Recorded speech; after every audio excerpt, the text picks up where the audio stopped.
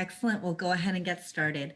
So good afternoon, everyone, and good morning to those joining us from the West Coast. My name is Hamara Osman, and on behalf of Muscular Dystrophy Canada, I'm very happy to welcome you to day 4 of our virtual Neuromuscular conference. Before I start with introductions, I would like to mention that today's webinar is available in English and in French. And so on your screen, you will have an option where you can select this globe icon that says interpretation. You can select English if you'd like to listen to today's presentation in English or in French. I'll pass it over to my colleague, Marie-Hélène Bolduc. She's one of our Director of Mission, and she'll explain this instruction also in French. Go ahead, Marie.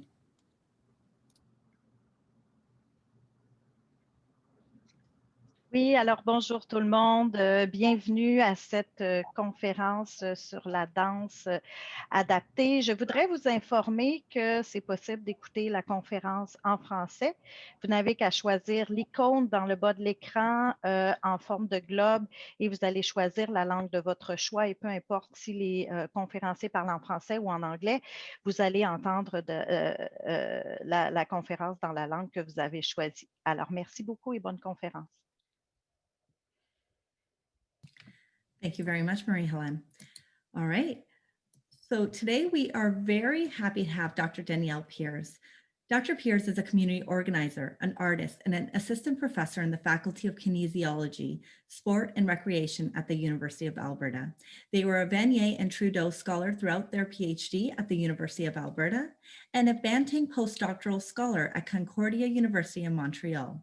Danielle uses critical disability theories to study disability movement cultures, from the Paralympics to inclusive recreation to disability arts. Their research builds on their experiences as a Paralympian, a filmmaker, and a dancer. Dr. Peers is the director of the Media in Motion Lab, which supports creative methods for producing and sharing knowledges about the human bodies in motion. I'm also very excited to announce that Dr. Peers is a recipient of a past MDC grant, and we're really grateful to have them today to present their work. Thank you so much. I'll go ahead and stop sharing.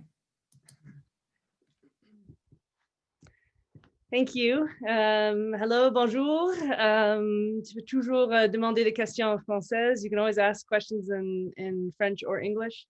Although I will admit, as you can tell, my French is not as strong as it could be. I don't get lots of practice out here in Edmonton.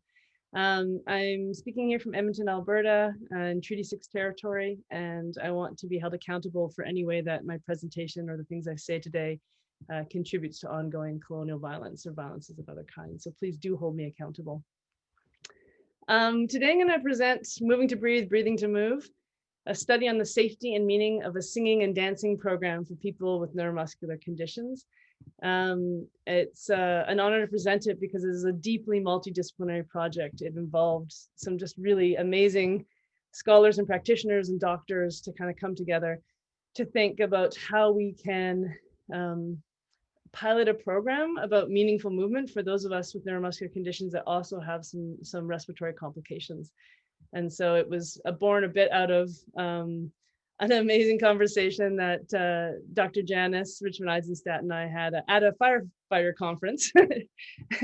And it was funded by Muscular Dystrophy Canada's Sea Grant. So from the very beginning, this was born out of our community, and it's really exciting to be able to offer our findings and our learnings back to this community.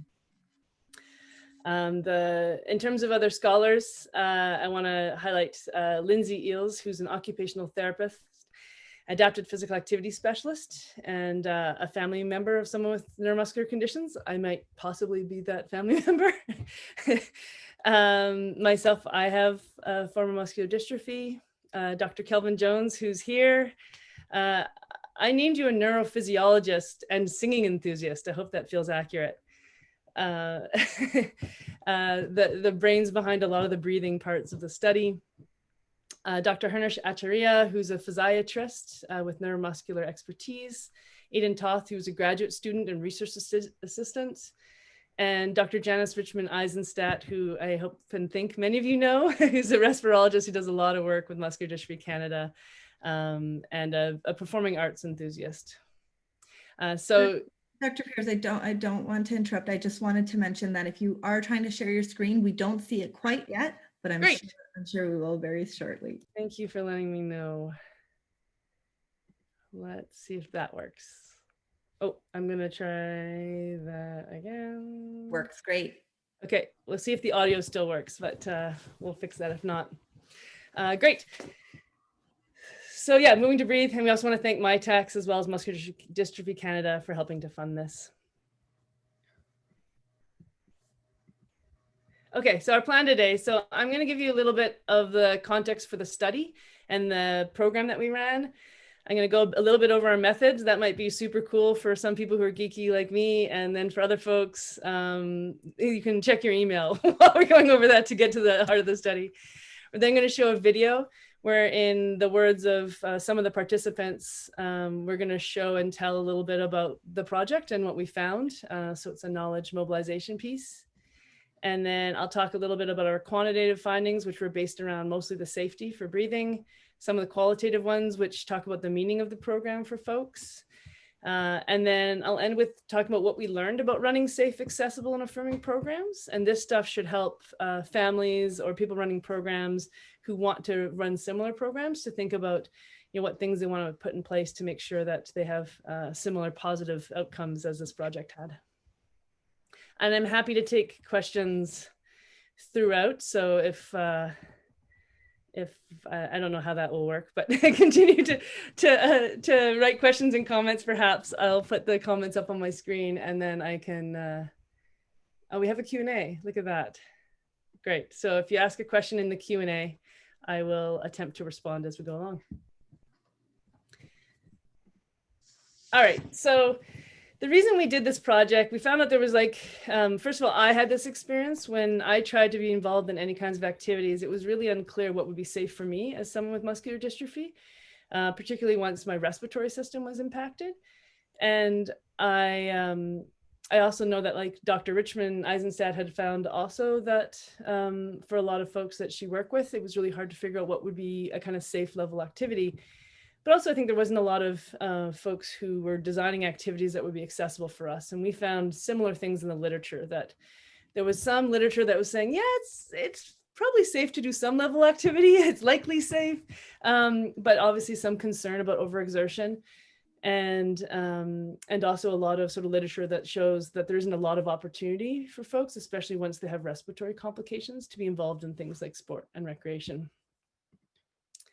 So we also found there's a need for meaningful, accessible, and safe recreation programs and a chance to maintain our muscle tone. And we also found that dance and singing are interesting because they have similar health benefits as other forms of exercise, including sport and working out for many populations. But they also have added benefits involved with the creative aspects. So there's a big sort of, as well as the quality of life generally around physical activity, you have these extra quality of life impacts that can come from creating things, involving in art, being around music, that these things tend to increase our quality of life.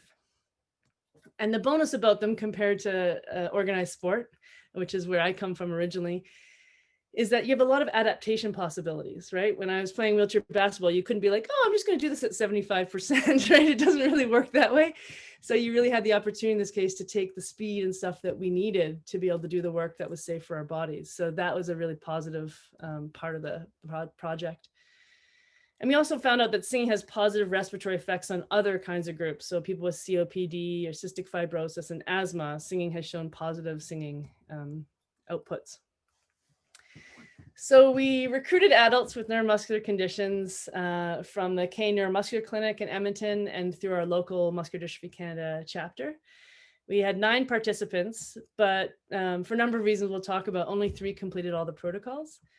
We did these 90-minute dance and singing sessions for 15 weeks. And so for the first 10 weeks, we did dance one day and singing the next day. And then what the folks who were participating said is that it would be really cool to try them in the same class. So for the last 5 weeks, we alternated every 20 to 30 minutes. And we found that was much preferred for a number of reasons we'll talk about.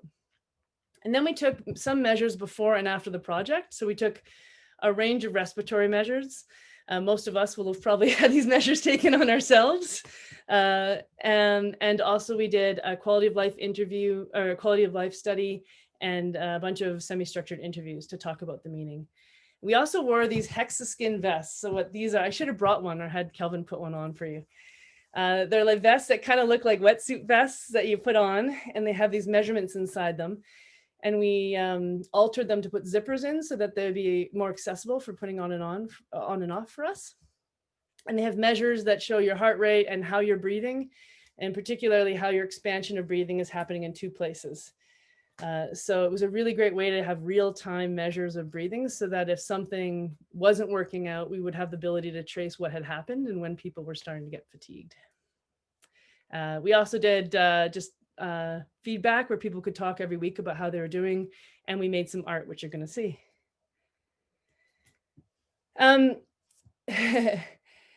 Each participant required access measures. So when we developed our program, we had to think about developing it for the wide range of people who have neuromuscular conditions. So some of us used mobility aids, including manual and power wheelchairs, walkers, and scooters. All of us had some either respiratory, swallowing, or speech impairment. A lot of us had fatigue of our voluntary muscles and weakness and a need for intermittent resting. Some of us had upper body and fine motor impairment, including range of motion, strength, and hand grasping.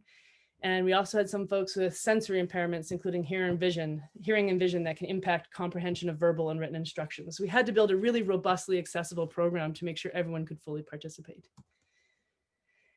Anyone who's been involved in anything with neuromuscular conditions knows that it's hard to recruit. First of all, we had a short timeline for the grant, so that was definitely a factor. But as many as know, there are a lot of transportation barriers. How do we get places? Can we have care for the moments that the programs are being run? And we also made the choice to run our program in an assisted living facility. We'll talk about this later. That was a really great choice because it meant that some folks who didn't have a lot of other opportunities to get out and do things could safely participate within the building where they had the supports. But for some folks who were still living in the community, they talked about a stigma associated with going to assisted living facilities because they were worried about later on, maybe that was someplace they were going to live and it wasn't something that they wanted to think about a lot at this point in their life. So it was a really something that enabled some people to participate, and for others, it was a barrier. Some folks participated in the program, but not researched because of issues around guardianship. And consistency of schedules was really hard because people's care schedules were different, but also we had to be very strict. Like if anyone had a runny nose, I mean, now we're used to that, right?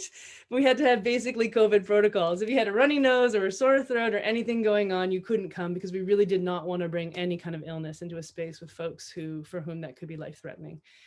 So that was also one of the reasons why our measurements, we didn't have everyone be able to do everything. And we did find out that it would have been really great to have this program open to youth. And we think that would have really increased the meaningfulness and the numbers, and we'd do that in the future. So here's a video about our findings.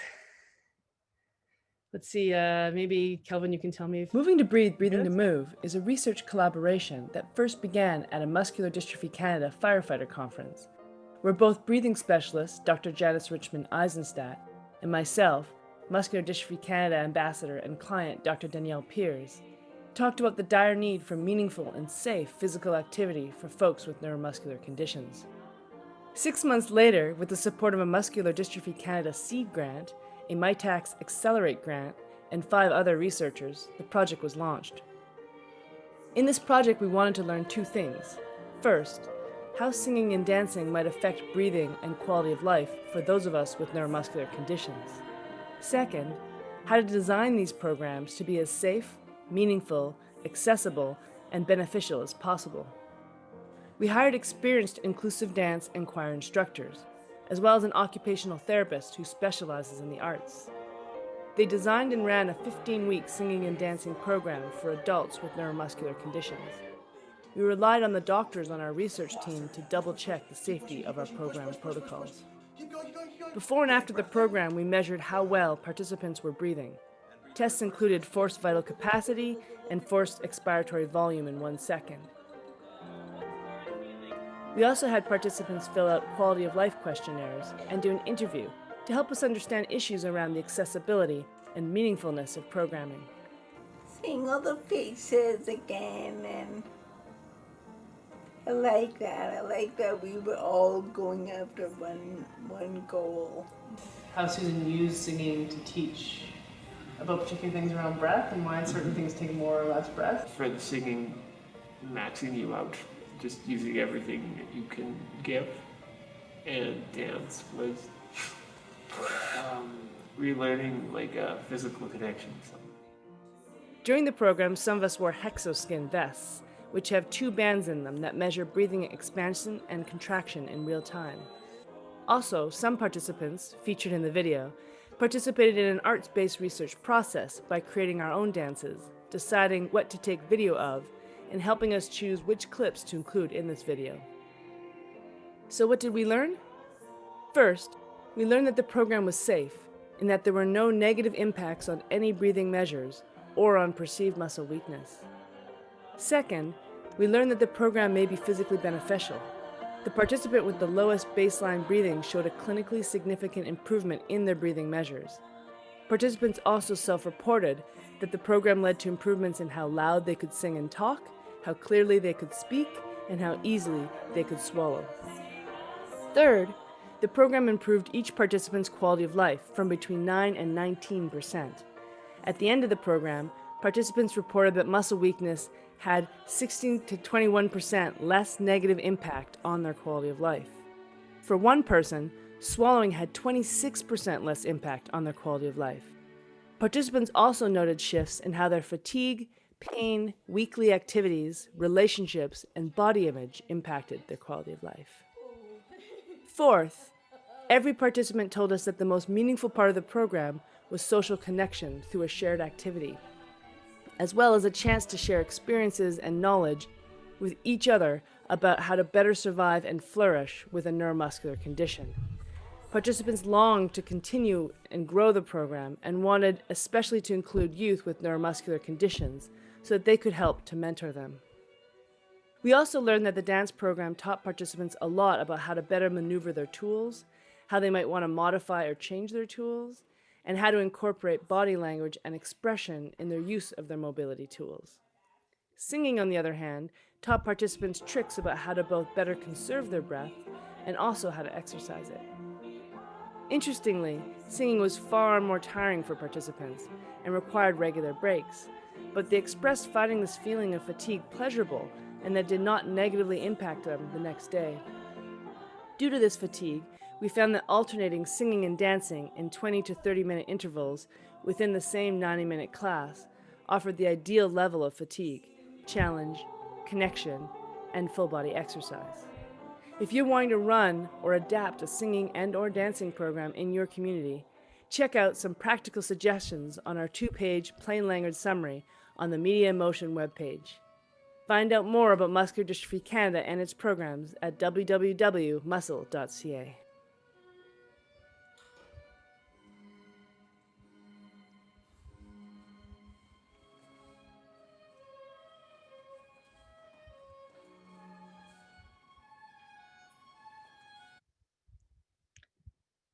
Moving to breathe, breathing to move. We don't need to watch it twice. I wanted to just have a shout out to nos amis francophones, qu'il y a aussi un version du vidéo qui est en français. Si tu veux, on peut envoyer le link pour que tu peux le voir en français plus tard, si tu veux. So I don't have to go through all these. Already in the film, we kind of talked about this, but here's the charts that talked about the difference in breathing for the 3 folks who participated in those respiratory measures. As you will see, there's a minimum clinically important difference. We didn't have a baseline of that for muscular dystrophy in particular, so we used one for COPD. And we found one person who had the most significant impairment in breathing had the biggest improvement over the study and had a significant enough improvement for it to be considered statistically significant. So obviously we can't generalize because we didn't have enough people, but it's promising to think that even though we did these measures primarily to make sure that we weren't having negative impacts, that there is a potential that this could have very significant positive impacts for folks with muscular dystrophy. I would certainly suggest when we do our sort of programs again, if you were going to run a program, that measuring respiratory rates before and perhaps midterm and after would be really helpful, just to make sure that that's not having a negative impact on folks. but also it'd be nice to sort of know if it's having really positive outcomes.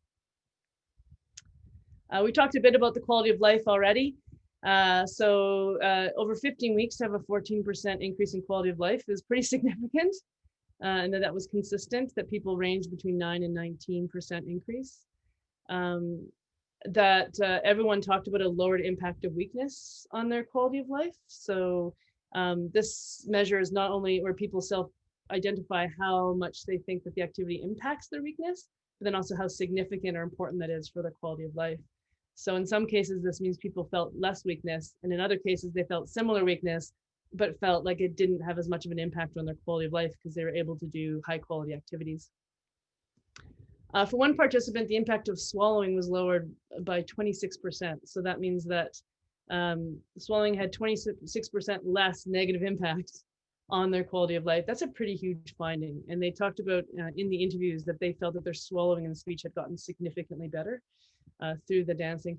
It was one of the other major participants. Some of the other participants were hard to talk about with this because they weren't necessarily, like, they were eating through G-tube. So this was not as relevant to them in terms of their life, their quality of life impact. There was a statistically insignificant plus minus on pain and fatigue. So people didn't necessarily see a lot of increase or decrease in this. And an inconsistent impact on body image. And we found that this was mediated by proper equipment, so that folks that didn't feel like they had the equipment to mobilize in ways that they wanted, that this was actually hard for them to go through the dancing portion of this. And for other folks who did have that equipment, they found it really positive impact on their quality of life in terms of body image. But the real sort of gold mine, I think, is what people said about the meaning of the activity. And so I'd like to spend a bit of time on that.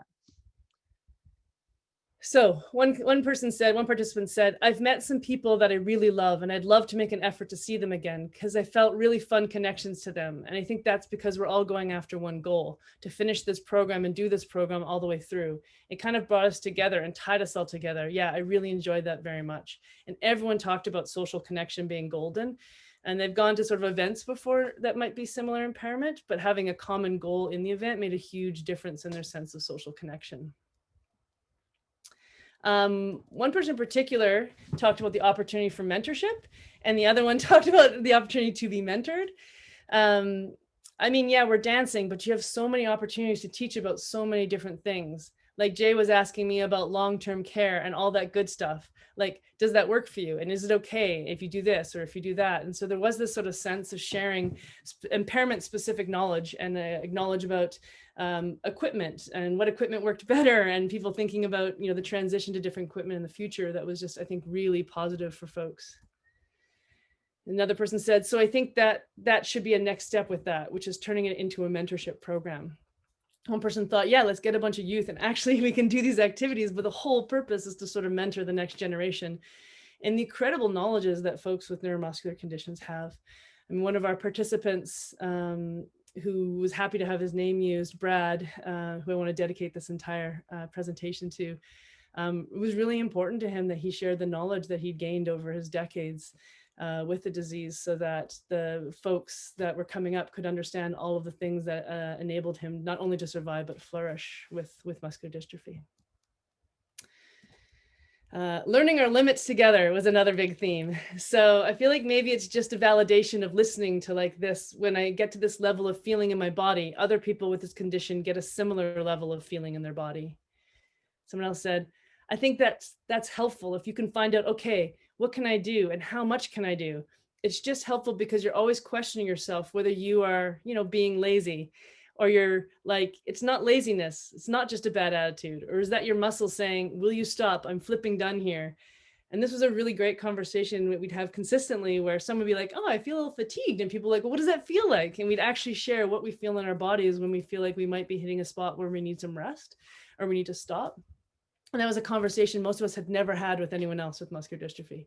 So in other programs, even disability-oriented programs, we've tended to sort of push through or not show up because we feel like we're being lazy when we take rests. So it was a really affirming practice for us to see each other take rests and each other say, no, I need a break now. And I think for all of us, that made us feel like, yeah, it is okay to do that. And it's important to do that and actually learn to feel what fatigue was in our bodies a lot better. This was an interesting finding. Kelvin was pretty excited about this one, is that safe fatigue was pleasurable. So, quote, singing it sounds funny in terms of, really exercising to your maximum and using every last bit of yourself for it. And that's really satisfying to be able to do that. Because basically I don't do that. Usually I'm too tired to feel that kind of thing. I think that's one of the most interesting quotes. When I'm in any other community, people were like, of course, dancing's more tiring than singing. But for anyone with a neuromuscular condition that affects your respiratory system, dancing was the rest that we took in between the singing. And yeah, that idea that we're tired of other things. And so we don't do these activities that are pleasantly fatiguing, that are pleasantly exertion oriented. And this of course makes sense. People run because they like the stress release. They like all these things. But I think for folks with muscular dystrophy, we've often been trained in thinking constantly about conserving energy. And so this was a really interesting finding. Another quote, there's a pleasure to feeling that spent in a way that still feels safe. Someone else says, like, I know that my muscles will signal you're doing too much, you need to stop. And then I know, okay, but it's so much fun to go to that end. And that's great. That's a great feeling. So that was sort of a universal theme that we found that was a bit surprising.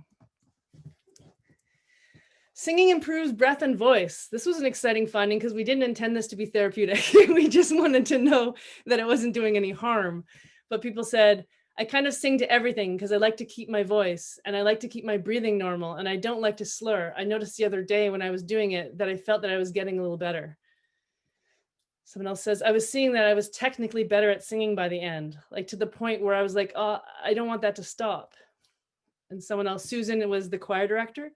Susan used singing to teach about breath and how certain things take more or less breath. So I guess I learned things about what fatigues me when I speak and why do certain things that are actually quite smart that your body does automatically, like drops consonants. And so I found, for example, when we sang like Alleluia, which has almost no consonants, that was way easier than The Cat Came Back, which involved a lot of starting and stopping of air. And it really explained to me when I get tired of my breathing, which might happen in this talk, that I stopped dropping my consonants. So that was a really, really helpful learning other people shared. Mobility tools matter. Someone else pushing me, not a big deal, but I felt a twinge of almost of being a burden. I felt like, oh, I shouldn't be there because they have to do it all. And in contrast, I did modify my chair exactly to work with dance. I remember telling the technician who was programming my chair, make it go faster when I back up. And he was like, okay. And so you have the sense that actually people having the tools they need to move in the ways that are pleasurable for them was a pretty big difference in terms of whether it maximized the quality of life impacts of dance or whether it had some challenging aspects in it. And so this is something I would suggest. I mean, in some ways, it's a great way to test your tools is go to try dance and find out how you can move in it. But we didn't have the supports to be able to really help folks, you know, with extra chairs that they could try or with a mechanic who could support the shifting of their electric chairs, so their power chairs. So that's sort of a suggestion going forward that might be helpful to have some extra tools kicking around. And lastly, dance teaches body language, body tool language. I just found that interesting to see how much of just a basic introduction that is to body language. These basic things that I think most people would figure out or interact with often enough that it's like, it's really nothing to them. And to me, it's like, I can't even like get closer to someone or turn a certain way. And I have not developed that yet. So that's what I've been noticing. And similarly, you're reacting to me, I'm reacting to you. It's fun because we can predict each other, right? I know when your wheels are I know what your wheels are going to do. And then there's a little confidence that we're not going to hurt each other. Whereas people who aren't, and they're just walking around, I'm always worried about hurting them. And so you realize those of us who grow up changing tools often because of a condition that shifts, we don't often get the chance to figure out how to embody and express ourselves in an embodied way with the new tools. And so for a couple dancers, they really felt that this was an amazing opportunity to practice in a low risk situation, right? You can be like, oh, what is it like to like pull up next to someone flirtatiously? And if you practice that in real life and you roll over their foot, that kind of ruins your opportunities.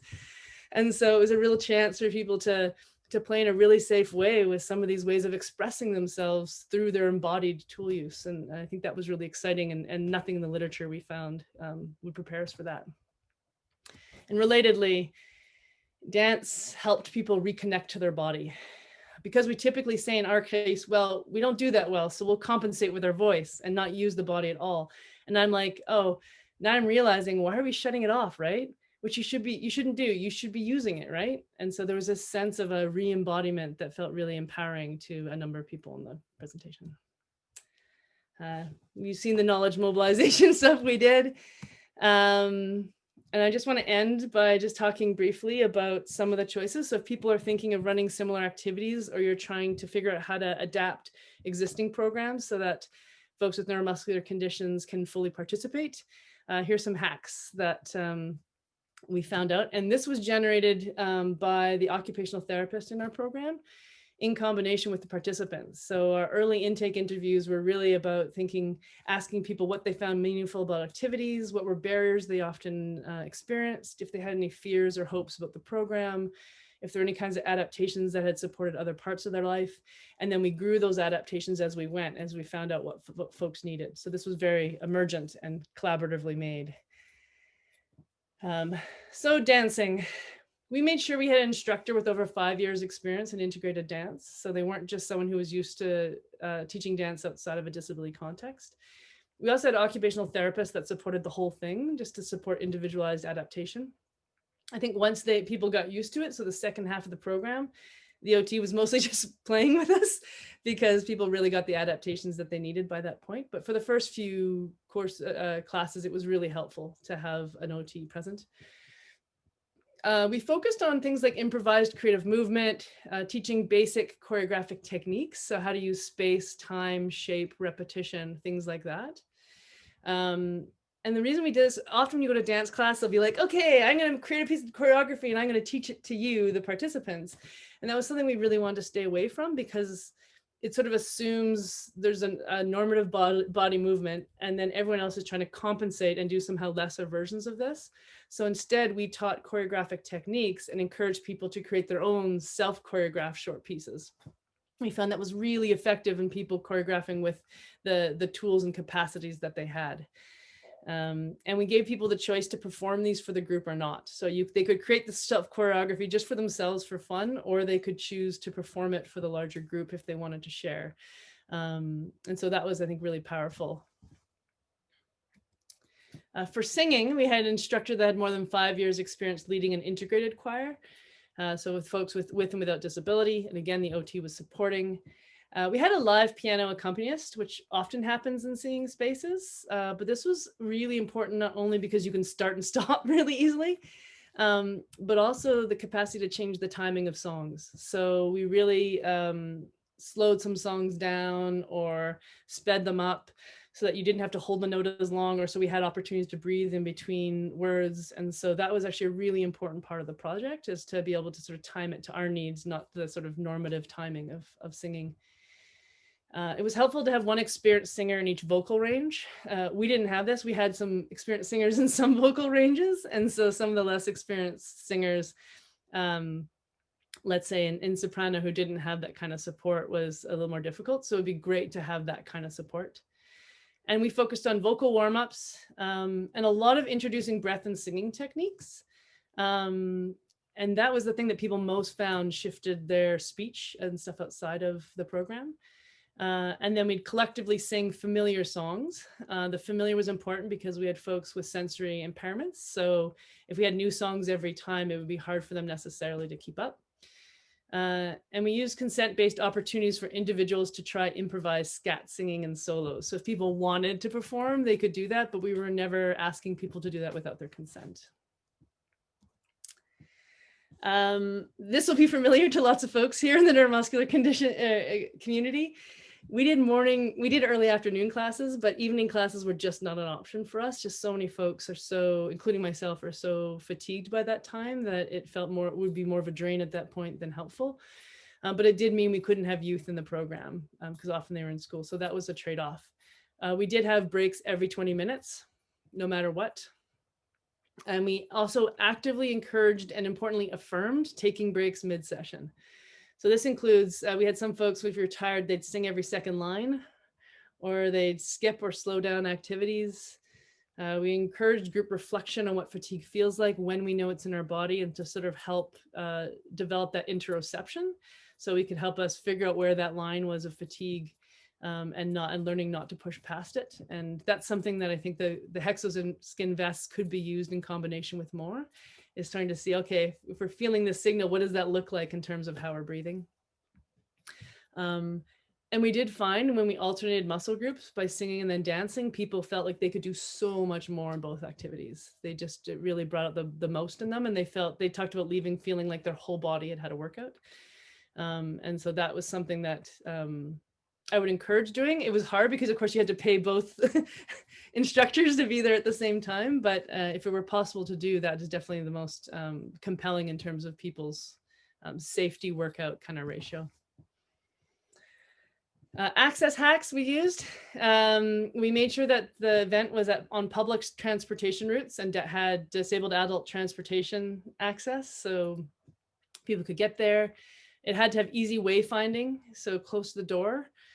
This is about people being able to see signs and stuff to find things, but also if I had to wheel through an entire building with 2 ramps to get to the class, I'd be tired, I'd turn around and I'd go back, or I had to wheel across thick carpets. Anyone who lives on wheels knows that particular experience.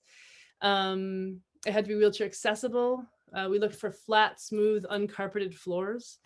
Some of these kind of programs are often run in like an old dingy room in a local community hall that's carpeted, and that makes a pretty huge difference in the fatigue of people who are using chairs.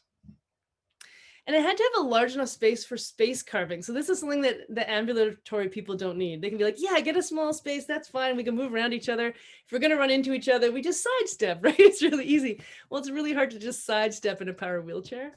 And a lot of the joy that came from the program was actually carving space, moving through space and creating shapes through chair use.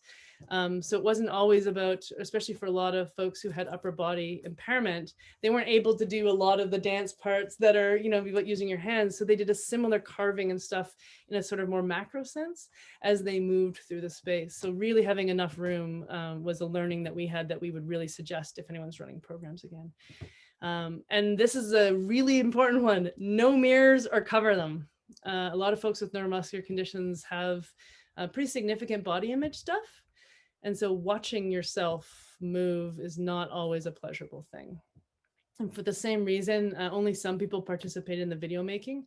And we had participants decide where the video was placed. They often chose us to place a video on their chair somewhere. And then afterwards, people got to choose what footage was used and made sure that they consented to the video being used. That's really, really important, that we're allowing this to sort of support better body image, not undermining it.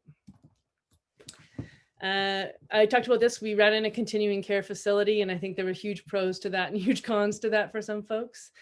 I would probably do the same thing again, because the people who often have the least amount of opportunity for these kinds of activities are those who are living on ventilation wards. But I think in an ideal world, in a big city, you would have opportunities to participate in both areas, and it would be also an opportunity for people to leave the ventilation ward if they had the proper care. Equipment we needed. We used a stereo for dance and a piano for singing. Either way, we want to make sure you're always stopping the music before we're speaking so people can hear properly.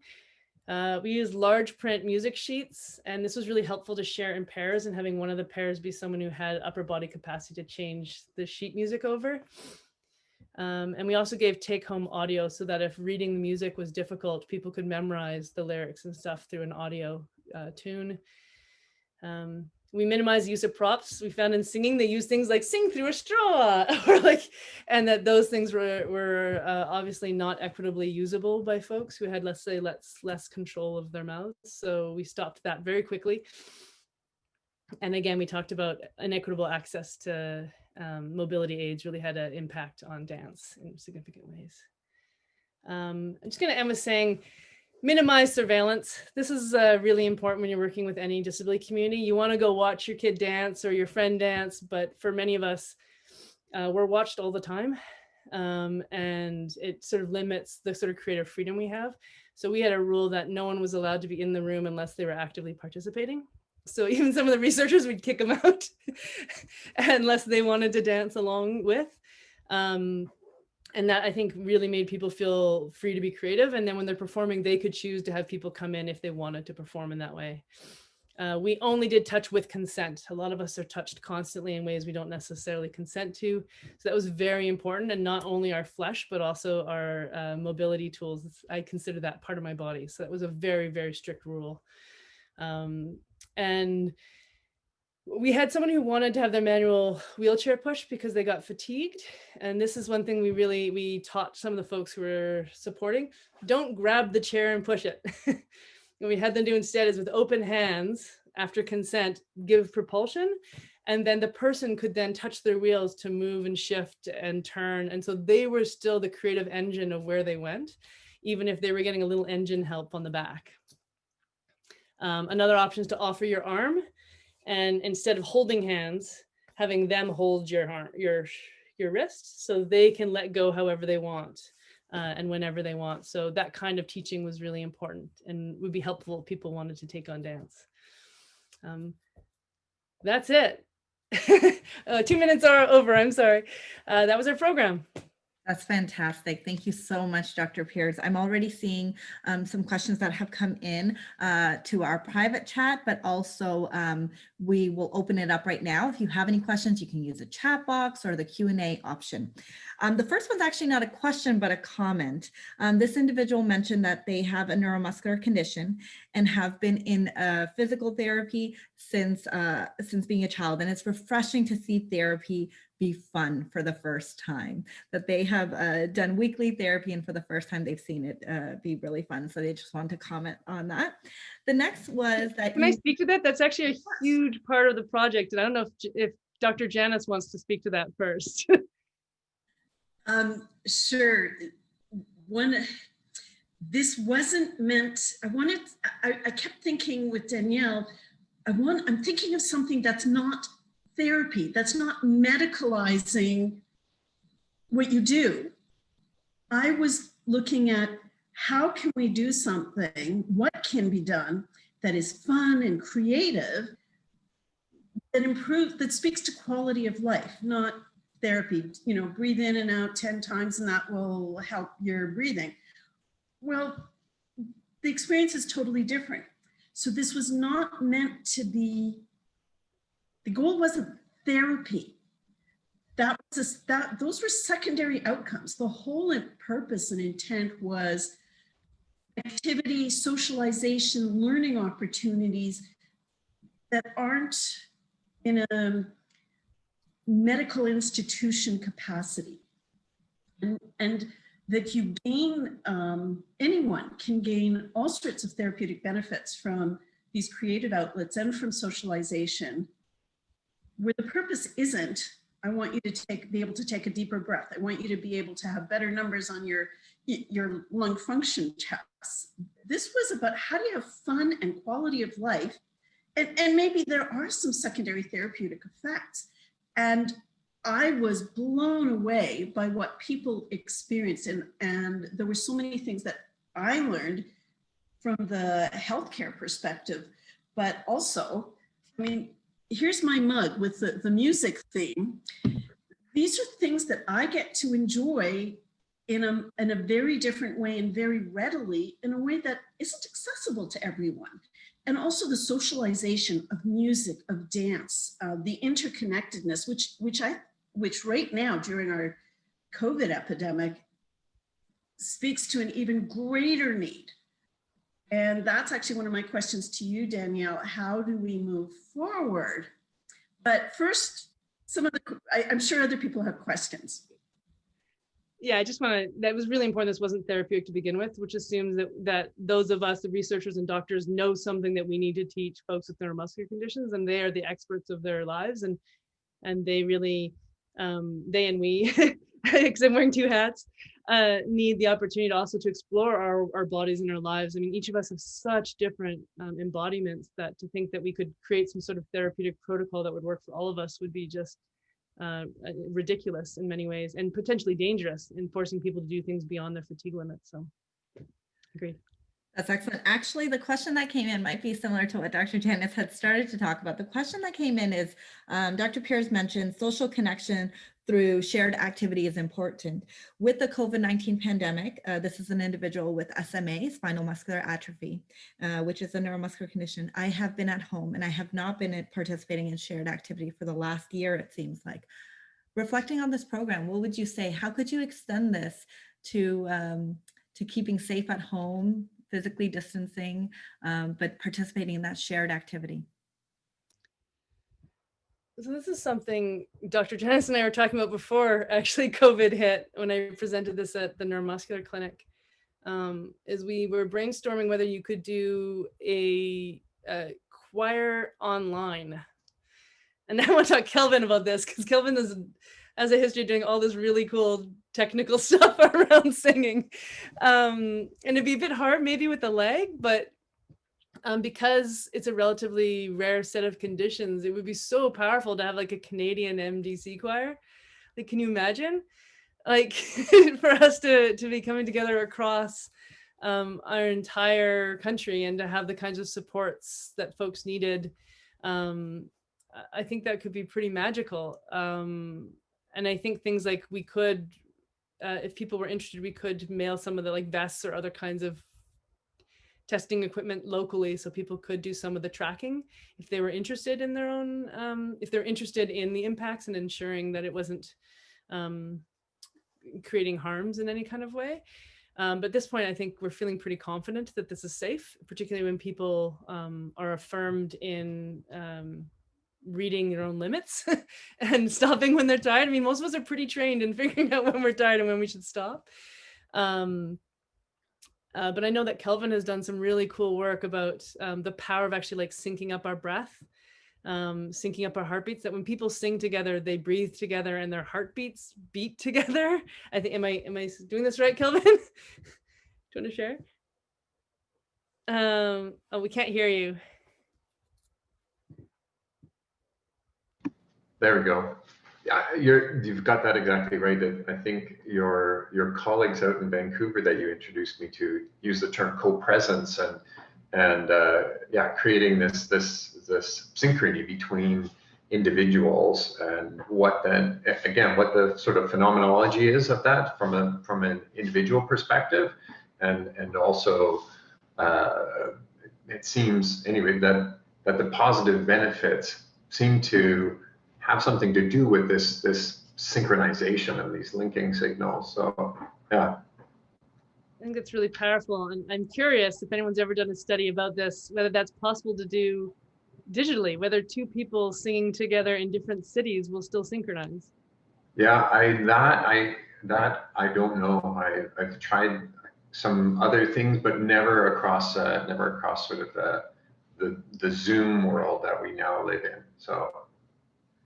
Well, there we go. Maybe this is the start of another project. Yeah. But yeah, that sense of being synchronized is really powerful. It's really, really powerful. And so I do wonder whether we would get that by singing together online. Thanks, Dr. Jones. Thanks, Dr. Pierce. The next question is from a father who has a son with Duchenne muscular dystrophy and has wondered whether there's a similar program or studies that you're aware of that has done this with the pediatric population. Janice or Kelvin, have either of you seen this? Dr. Janice or Kelvin? No, I mean, this was go ahead. I was just going to say that just because I'm not aware doesn't mean it doesn't exist. There may be some attempts, small local attempts in different centers. I don't know if New Brunswick has something, or Toronto, but it's needed. But I also like the idea of something that's integrated. One of the participants in your study, you described it, how that person described the opportunity to mentor, and another person described the opportunity to be mentored. And I think there's so much to be said for intergenerational experiences. So But at the same time, sometimes kids want to be kids and just have their own space. So having a breadth of opportunities is needed.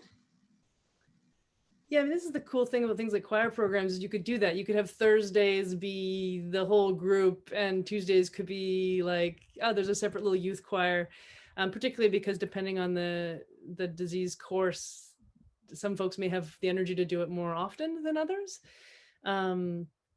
But I do agree, like, I think one of the things that's missing for many of us is I never knew anyone else with muscular dystrophy. I never had an image of what my future would be. I didn't have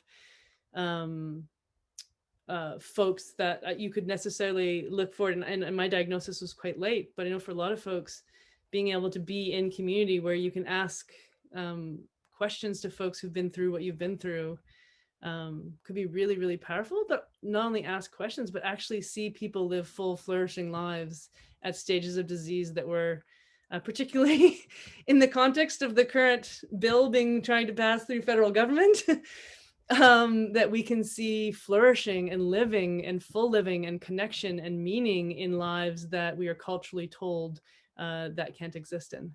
And I think that could be really powerful for youth to imagine futures.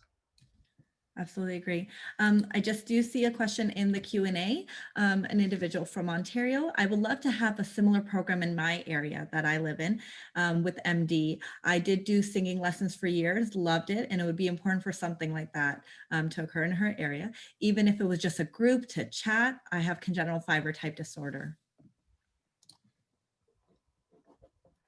Well, it's sounding like we have an opportunity we should get started on. I totally agree with that, Danielle. There is a unique opportunity. And one of the things I'm noticing online is all of these choirs are popping up. All of these dance experiences are popping up online or via Zoom. I think the sky's the limit with opportunity here, and to be able to connect people, not just in our own community, but across Canada, and build people's networks. There's huge opportunity here. We just need support, funding. There's certainly no shortage of interested people. Absolutely. That's great. If there aren't any other questions, what I'd like to do is I would like to thank our panelists today for their time, for their expertise, for their work on this project. It's incredible to see where donor dollars have went, the impact of investing in this research project. So thank you again for demonstrating that impact, demonstrating the importance of this study. I will go ahead and end the session by also thanking PTC Therapeutics for their support of education initiatives like this. And I welcome you all to attend our 2 next sessions at 1 o'clock Eastern and 2 o'clock Eastern, looking at exercise for NMDs with a focus on FSHD, and at 2 o'clock, healthy lifestyles and weight for people with neuromuscular disorders. Thank you all so much for joining today, for your questions, and for participating. Have a great rest of your afternoon. Thank you all.